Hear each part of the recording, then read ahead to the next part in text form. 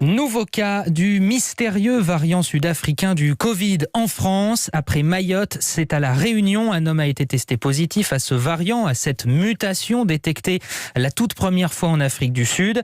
Et voilà qui relance les inquiétudes autour des fameux variants du Covid. Variants anglais, sud-africains, brésiliens, dont on sait encore peu de choses.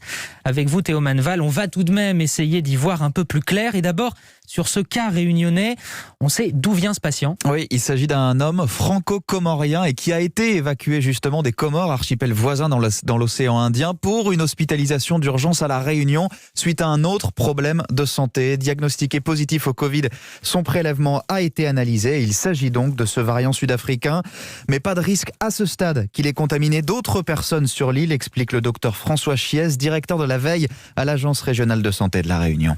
Comme il était Covid positif, il est arrivé à l'aéroport, transporté de façon isolée par le SAMU et intégré donc dans l'unité de réanimation spécialisée Covid. Donc de fait, il n'a pas été en contact avec la population réunionnaise. Alors il peut y en avoir d'autres dans la mesure où il y a des personnes qui circulent entre La Réunion, Mayotte, les Comores. Et pour détecter ces autres cas potentiels, un appel est lancé à tous ceux qui ont voyagé récemment sur ces territoires. Faites-vous tester et isolez-vous en attendant les résultats, car à Mayotte, 4 cas du variant sud-africain sont désormais confirmés.